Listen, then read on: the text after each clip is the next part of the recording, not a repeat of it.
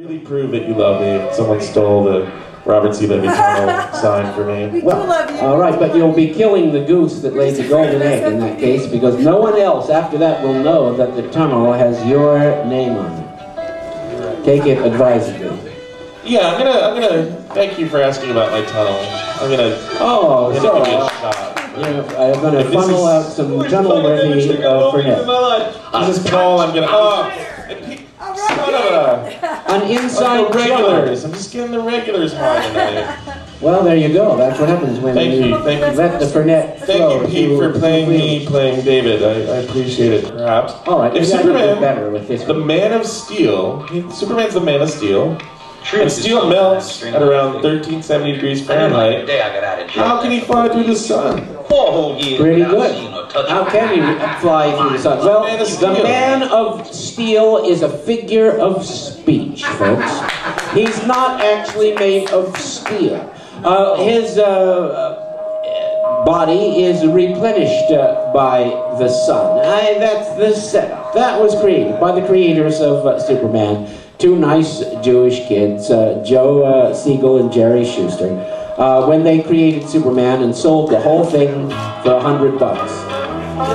They were cheated back in the early primordial days of comics.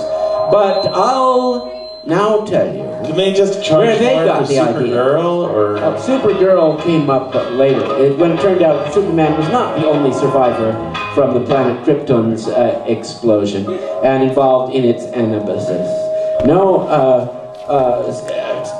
Supergirl also survived in a domed city which somehow was on a piece of the planet that was thrown into space by the cataclysm. And then there was the bottle city of Kandor, which was shrunk down and kept in a bottle in Superman's special den, the Fortress of Solitude. So there were quite a number of Kryptonians, but as we know, Superman hogged the limelight. Maybe he felt he was the only one suited to be Superman. They all wore suits like that, though. So Superman was more than made out of steel. Steel would vanish in a flash in the sun's photosphere. But Superman, his literary origin, came from a novel called Gladiator by Philip Wiley. Is there any other business like show business? Well, it's like no business I know, but everything about it is appealing. Still, there is a business which is antithetical to show business, and that is no show business. That is clandestine business, business which occurs in secrecy and silence, which cannot endure being brought into the light. All the business of spies, intelligence agencies, and counterintelligence agents, and spooks, and all those people, that is the opposite of show business, even though they too arrange spectacles and entertainments for the world to see, simply misleading things to throw everyone else off their trail, as the bird with the pretends to have the broken wing to lead you away from its nest. Of course, the secret agents have a more malevolent purpose in mind. I'm going to give this question a shot at Fernet, and I know it's Paul's. I bet $1 that it was Paul's, but I'm not very flexible. How long do I have to stretch and do yoga before I can suck my own dick? They have to do endless practice, and you will have to devote your life to this project. Are you driving home? If you try to push it too far, you might strain something, harm something else. Really better to farm this job out to somebody else who's far more likely to do it. It's actually easier to do that than to do it yourself. But once you get there, as our friend Rubber Boy has often said, you'll never want to go back. I haven't seen Rubber Boy for years. I wonder how he's doing. I hope he's well. Yeah. Anybody? Rubber Boy? He's performing down there? More power to him. Okay, I'm gonna abuse my hosting powers with a $20 question. Why is that an abuse? No, I'll get there. I'll get there. Beautiful $20 question. Yeah? I'm gonna make you answer the question in verse. That stinks. And then I'm going to make you do a Bardic Recitation. Well, it sounds like you get 2 for 1. Well, it's a $20 The second one question. will wash away the bad taste of the first one. Okay, so here's the question. All right. An ultimate death match. R2-D2 versus Tweeky from Buck Rogers. How would the fight go, and who would win? In verse.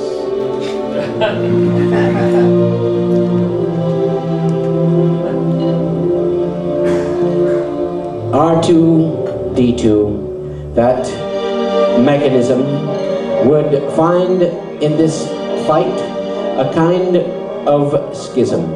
A fellow robot, thus assaulted, reduced to a puddle, like a chocolate malted. R2-D2 can rise and fly. He also has lasers. He's that kind of guy.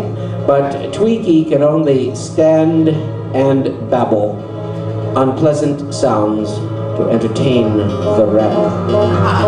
The contest then is foreordained. Tweeky by R2 would be brained, and thus the world would no longer be pained. Shot it for net, whoever asked the R2-D2. Sorry about that loose and sloppy scansion, but there you go. Still here? Shot it for net for the R2-D2. For net? It sounds like you get away with it. Beautiful, baby. Beautiful. Yes, it's proven an operational success. Before more time, energy. Alright, now the $20 question, I do believe, is warranted a Bardic Recitation. Let's see. And here we go.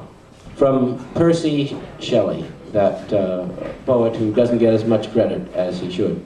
A revolutionary and an atheist, he nonetheless took time to write a poem about how sad and bad it was that we threw out the old gods in favor of something inferior. Worlds on worlds are turning over, from creation to decay, like the bubbles on a river, sparkling, bursting, borne away.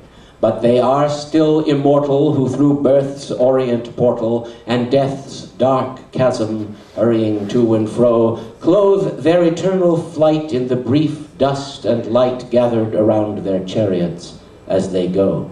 New shapes they still may weave, new laws, new gods receive. Bright or dim are they as the robes they last on death's bare ribs had cast.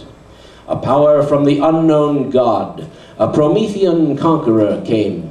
Like a triumphal path, he trod the thorns of death and shame. A mortal shape to him were like the vapor dim, which the orient planet animates with light.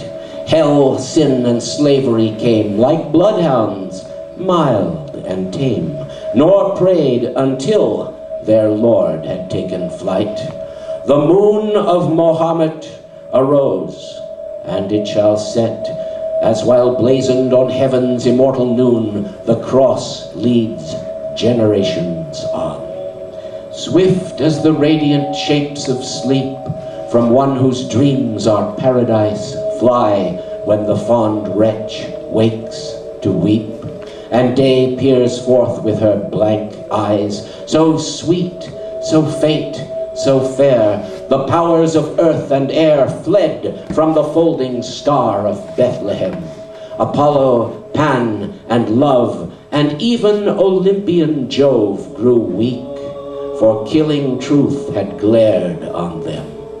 Our hills and seas and streams, dispeopled of their dreams, their waters turned to blood, their dews to tears, wailed for the golden years.